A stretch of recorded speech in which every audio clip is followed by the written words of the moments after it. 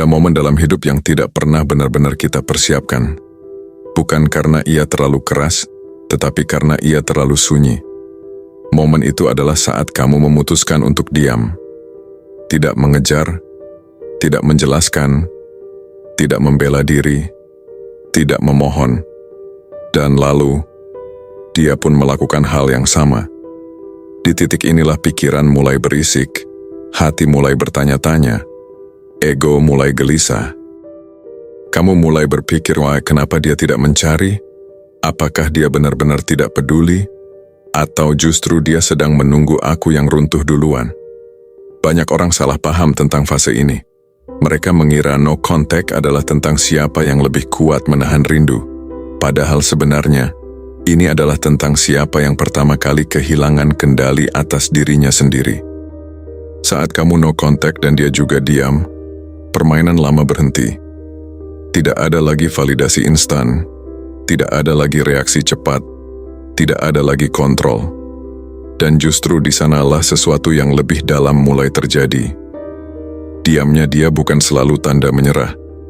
Kadang itu tanda kebingungan. Kadang itu tanda harga diri yang sedang bertarung.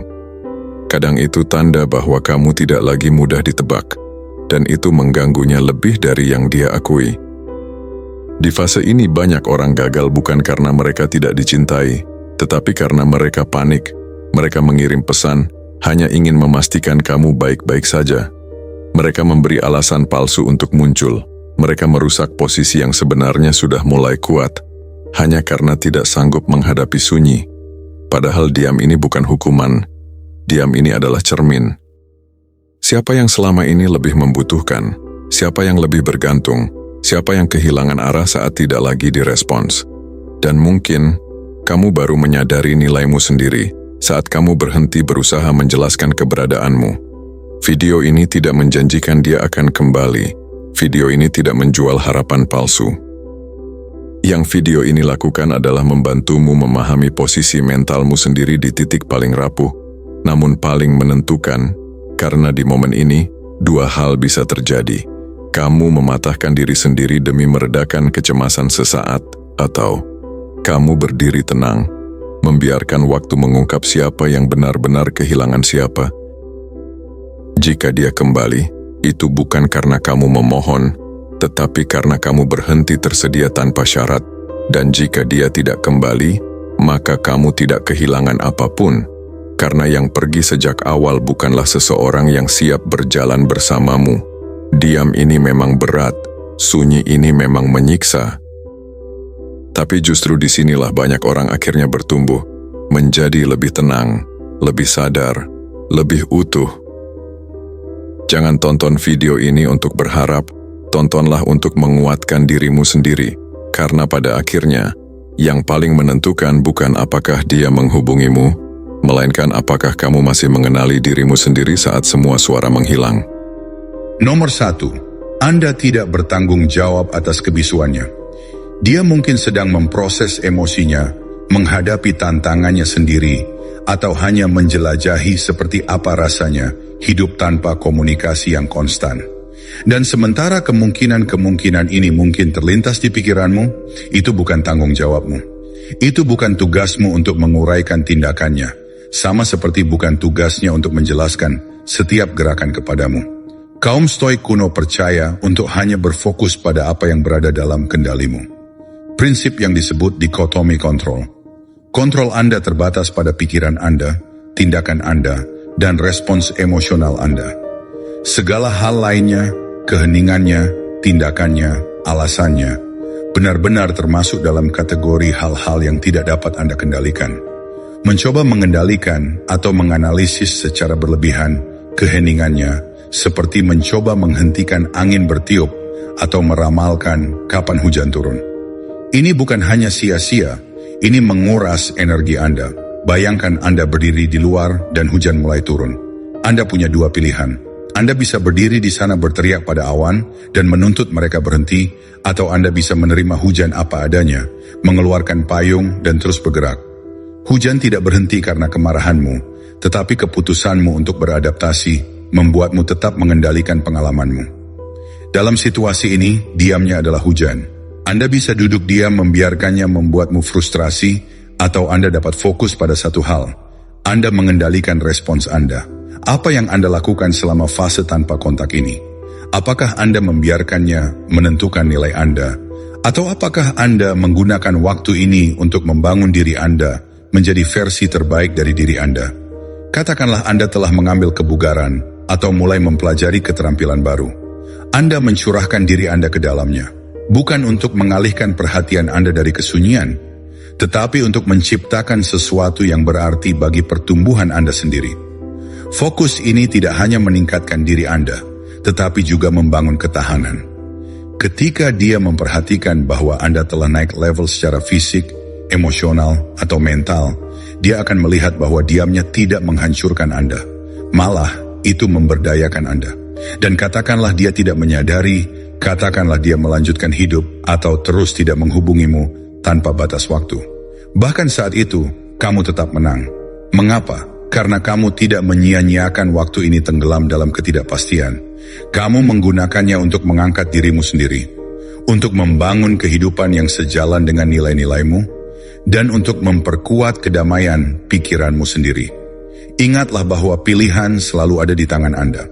Anda dapat membiarkan kesunyian menjadi beban, atau Anda dapat melihatnya sebagai peluang. Anda tidak bertanggung jawab atas tindakannya, tetapi Anda bertanggung jawab atas bagaimana Anda bersikap selama masa ini. Jadilah orang yang tumbuh dalam keheningan, yang membiarkan kekuatan mereka berbicara lebih keras daripada kata-kata mereka. Itulah yang dilakukan orang-orang Stoik, dan itulah yang dapat kamu lakukan juga. Nomor 2, ini bukan permainan siapa yang menang. Mari kita luruskan, tidak ada kontak bukanlah permainan. Ini bukan tentang bertahan lebih lama dari seseorang atau menunggu untuk melihat siapa yang berkedip pertama. Tidak ada papan skor, tidak ada hadiah untuk orang yang bertahan paling lama. Jika kamu menganggapnya seperti kontes, kamu sudah kalah. Bukan karena kamu kalah lebih dulu, tetapi karena kamu sudah menyerahkan kendali emosimu kepada orang lain. Sekarang mari kita pertimbangkan ini. Bagaimana jika dia juga tidak melakukan kontak? Apakah itu mengubah pendekatanmu? Kebenarannya seharusnya tidak. Jika kesunyiannya membuatmu berputar-putar dalam pikiran berlebihan, jika kamu mendapati dirimu dengan cemas memeriksa media sosialnya, atau bertanya-tanya apa langkah selanjutnya yang akan diambilnya, maka kamu telah kehilangan inti sepenuhnya.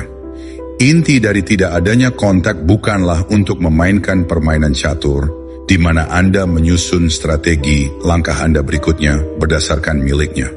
Itu untuk mendapatkan kembali fokus Anda, membangun kembali harga diri Anda, dan melepaskan kebutuhan akan validasi eksternal.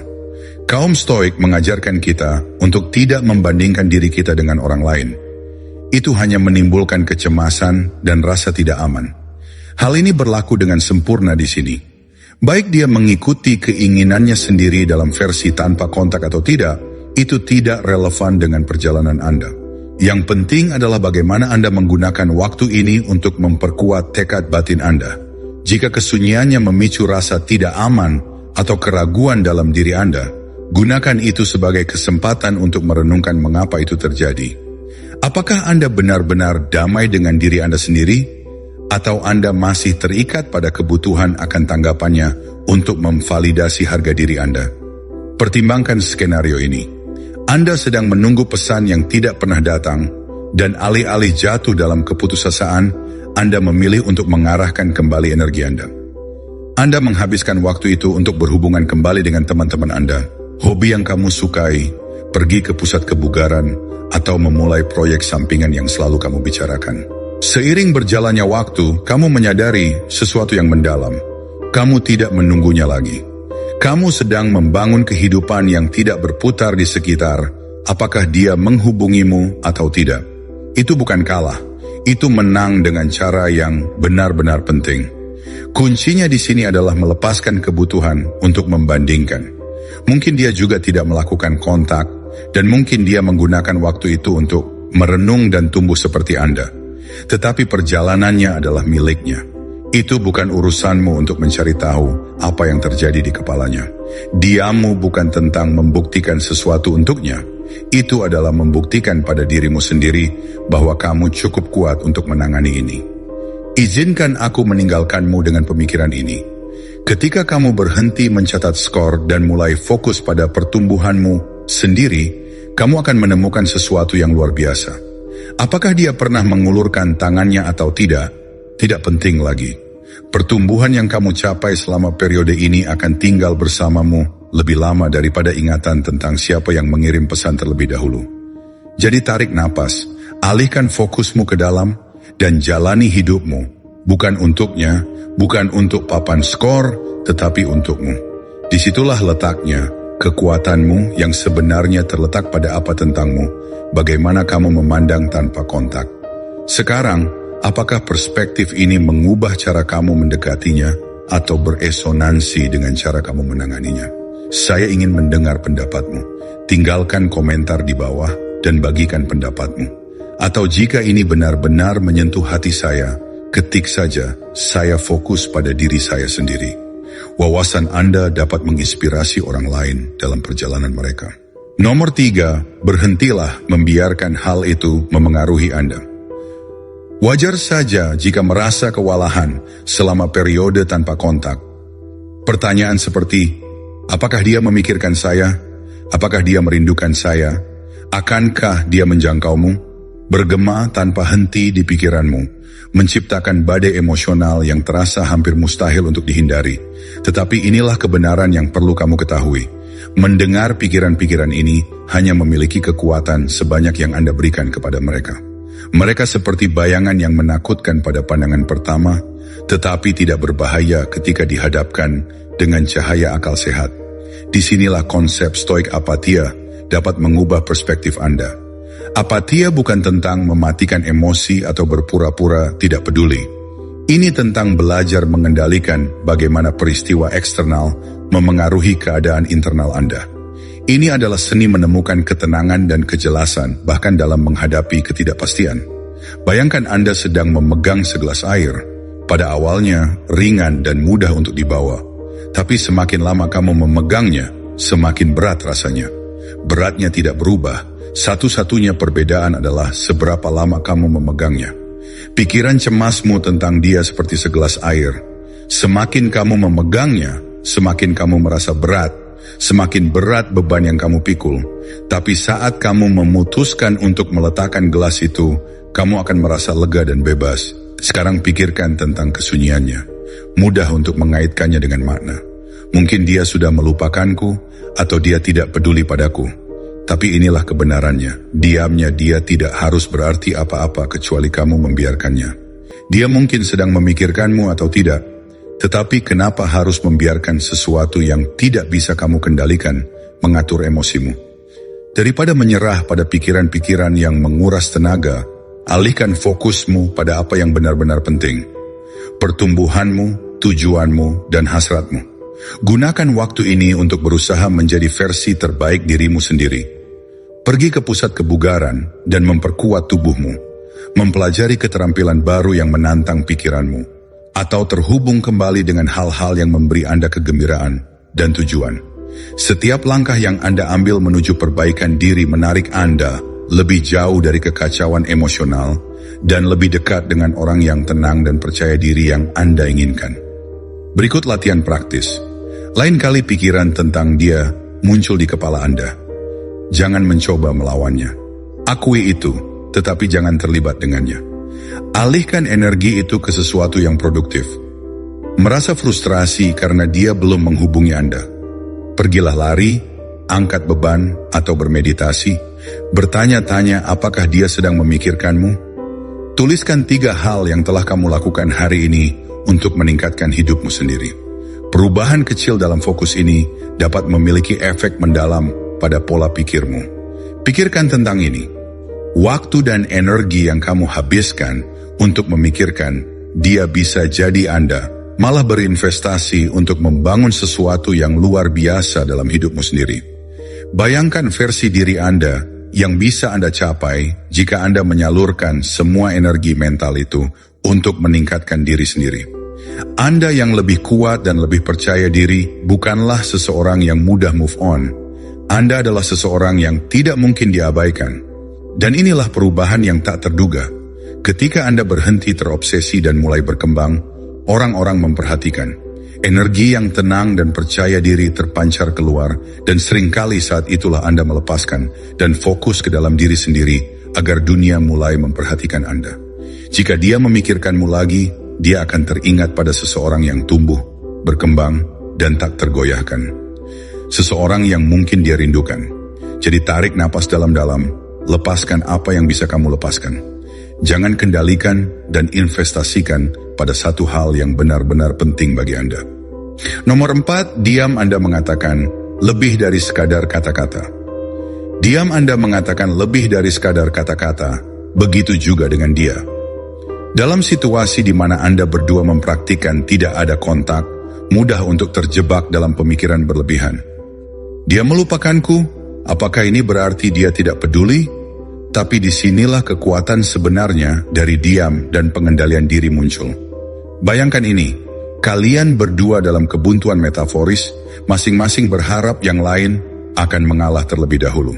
Tapi alih-alih melihat ini sebagai permainan ego atau manipulasi, lihatlah melalui cara yang tabah. Kaum Stoik mengajarkan bahwa kita tidak bisa mengendalikan orang lain. Kita hanya bisa mengendalikan diri kita sendiri. Jika dia memilih diam, biarkan saja. Bukan tugasmu untuk menafsirkan tindakannya, tetapi tetaplah teguh pada prinsipmu sendiri. Dengan tetap diam, kamu memperkuat nilai dirimu. Kamu menunjukkan bahwa kamu menghargai dirimu sendiri, cukup untuk tidak mengejar seseorang yang belum siap datang kepadamu. Itu bukan kesombongan, itu harga diri, rasa hormat. Diam dalam konteks ini menjadi bahasa kepercayaan diri. Itu mengatakan, aku peduli padamu, tapi aku juga peduli pada diriku sendiri. Katakanlah kamu sudah terdiam setelah pertengkaran atau kesalahpahaman. Mungkin dia menunggumu untuk meminta maaf atau menghubungimu lebih dulu. Mungkin dia tidak yakin dengan perasaannya sendiri dan butuh ruang untuk menyelesaikannya. Daripada bereaksi secara impulsif, kamu butuh waktu sejenak untuk merenung. Kamu bisa menulis surat yang panjang, pesan mencoba menjelaskan dirimu, atau memperlancar keadaan. Tetapi tanyakan pada dirimu, apakah itu benar-benar akan menambah nilai pada situasi, atau apakah itu akan melemahkan pesanmu? Sebaliknya, kamu memilih kesabaran dan kejelasan. Keheninganmu menjadi cara mengomunikasikan bahwa kamu tidak takut waktu atau jarak. Itu menunjukkan padanya bahwa kamu bersedia memberinya ruang yang dia butuhkan, sambil juga menunjukkan kepada dirimu sendiri kesopanan yang sama. Seperti yang dikatakan Epikurus, yang penting bukan apa yang terjadi padamu, tapi bagaimana kamu bereaksi terhadapnya. Jika dia juga tidak melakukan kontak, reaksimu adalah yang menentukan karaktermu. Apakah kamu akan membiarkan kecemasan mendorongmu untuk memecah kesunyianmu karena takut, atau kamu akan tetap tenang dan tenang karena tahu bahwa nilai dirimu tidak berkurang karena tindakannya? Keheninganmu bukanlah taktik untuk memenangkannya kembali. Itu adalah pernyataan harga dirimu. Jika dia menyadari hal itu dan menghargai dirimu, dia akan merespons pada waktunya sendiri. Jika tidak, keheningannya telah memberimu kejelasan untuk melangkah maju tanpa penyesalan. Pada akhirnya, diam bukanlah tentang menang atau kalah. Ini tentang menjaga kedamaianmu dan menunjukkan kekuatanmu. Apakah dia melakukannya atau tidak ada kontak tidak akan mengubah jalanmu.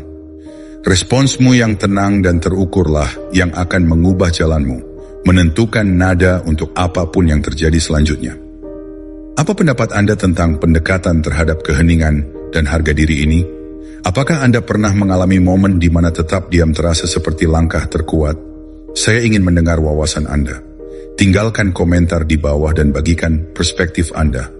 Atau jika ini sesuai dengan Anda, tegaskan komitmen Anda untuk menghargai diri sendiri dengan mengetik, saya memilih perdamaian dan harga diri atas reaksi impulsif. Suaramu penting, dan aku tidak sabar untuk membaca apa yang kamu pikirkan. Nomor 5, setiap hari adalah kemenangan untukmu. Setiap hari kamu berkomitmen untuk tidak melakukan kontak adalah kemenangan yang pantas untuk kamu akui. Ini bukan tentang mengalahkannya atau memenangkan kompetisi imajiner. Ini tentang menunjukkan diri Anda dan memilih untuk menghargai pertumbuhan Anda sendiri. Luangkan waktu untuk merenungkan hari Anda. Apakah Anda menahan keinginan untuk memeriksa media sosialnya atau mengirim pesan impulsif? Itu adalah kemenangan. Apakah Anda fokus pada kebugaran Anda, menyelami pekerjaan, atau menghabiskan waktu berkualitas dengan orang-orang yang mengangkat Anda? Itu adalah kemenangan lain. Tindakan-tindakan yang tampaknya kecil ini mungkin terasa tidak penting, tetapi mereka seperti tetesan air yang terus-menerus mengisi toples. Dari waktu ke waktu, mereka bertambah menjadi reservoir ketahanan, harga diri, dan kedamaian batin. Dalam filsafat Stoik, refleksi malam hari adalah praktik yang kuat. Di akhir setiap hari, tanyakan pada diri sendiri, apa yang telah saya lakukan dengan baik hari ini? Di mana saya berjuang? Bagaimana saya dapat meningkatkan hari esok? Misalnya, jika hari ini Anda menemukan diri Anda tergoda untuk tidak melakukan kontak, berhenti sejenak dan periksa perasaan. Tanya, mengapa aku merasa seperti ini? Apakah itu kesepian, kebosanan, atau mungkin ketakutan dilupakan? Mengenali emosi-emosi ini tanpa bertindak berdasarkan emosi tersebut merupakan sebuah kemenangan tersendiri. Ini adalah tanda bahwa Anda sedang belajar untuk menguasai dorongan-dorongan Anda, yang oleh Marcus Aurelius disebut sebagai seni hidup. Ingatlah bahwa pertumbuhan tidak selalu dramatis. Ini bukan tentang gerakan-gerakan besar atau transformasi yang tiba-tiba. Ini tentang keteguhan hati, kemajuan dalam menunjukkan diri Anda sendiri setiap hari. Setiap kali Anda memilih untuk memprioritaskan tujuan Anda, kesehatan mental, dan kesejahteraan Anda membentuk versi diri Anda yang lebih kuat dan lebih membumi. Jadi rayakan setiap langkah, tidak peduli seberapa kecil. Apakah Anda membaca buku baru, belajar sesuatu yang baru, atau cukup merawat tubuh dan pikiran Anda? Ini adalah kemenangan. Dalam kata-kata Epicurus, pertama katakan pada diri sendiri apa yang Anda inginkan, dan kemudian lakukan apa yang harus Anda lakukan. Setiap hari Anda tetap konsisten. Anda tidak hanya bertahan hidup, Anda berkembang. Dan pada waktunya, orang yang kamu tuju akan bersyukur kamu memilih jalan ini. Kamu tidak menunggu orang lain untuk memvalidasi kamu. Kamu sedang membangun kehidupan yang begitu kokoh dan memuaskan sehingga kehadiranmu sendiri menjadi cukup. Itulah kemenangan utama. Nomor 6, perubahan yang bisa dia lakukan. Mari kita bicara tentang transformasi diam yang terjadi di dalam diri kalian berdua saat kalian berdua berada dalam fase tanpa kontak ini. Ada kemungkinan dia juga sedang merefleksikan, menyembuhkan, atau bahkan bergerak maju. Tapi inilah kuncinya. Apa yang dia lakukan atau tidak lakukan seharusnya tidak menjadi masalah bagi pertumbuhanmu. Yang terpenting adalah evolusi yang kamu jalani dengan tenang, mantap, dan dengan tujuan. Pikirkan ini, mungkin kamu sudah mulai pergi ke pusat kebugaran, berinvestasi dalam kesehatanmu.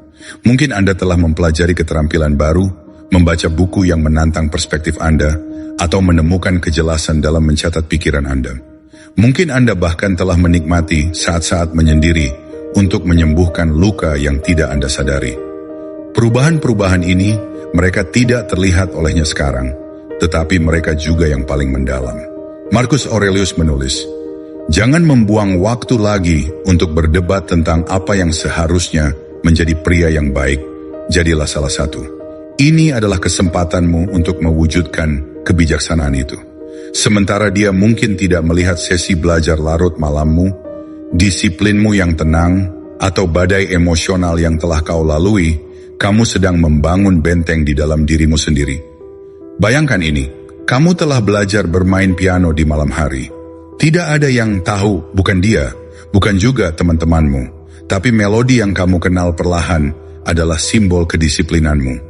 Atau mungkin kamu telah memaksakan diri untuk berlari lebih jauh setiap minggu. Bukan untuk tepuk tangan, tetapi untuk kemenangan pribadi yang dibawanya.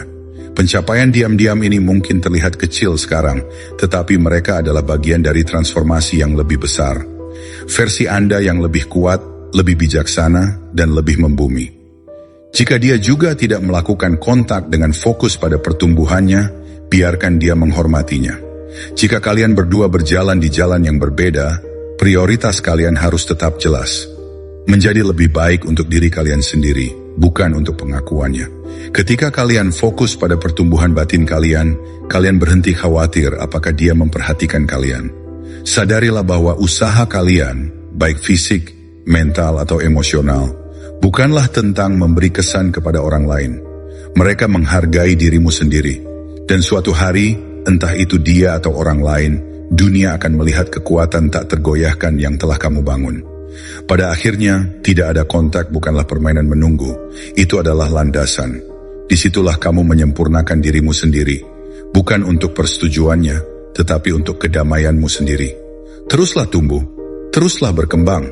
Dia mungkin tidak akan pernah melihatnya, tetapi tidak apa-apa, karena kamu akan melihatnya. Dan itulah yang penting.